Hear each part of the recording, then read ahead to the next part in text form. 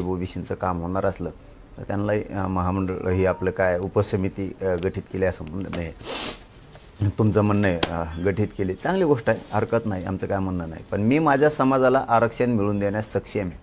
कुणी कितीही उपसमित्या काय केल्या, कोणी कितीही टोळ्या माझ्या अंगावर काय पाठवल्या, कोणी राजकारणाचे तिकडच्या राजकारणी लोकांचे शब्द ऐकून इकडं आमचा मराठवाड्याचा काढलेला GR,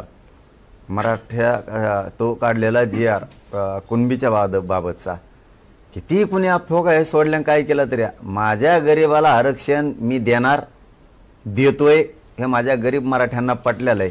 त्यामुळे आम्ही कोणी काही टेन्शन घेत नाही आणि ओबीसीत मराठ्यांना मीच घालणार आणि मराठवाड्यातल्या मराठ्यांना आरक्षण मीच देणार.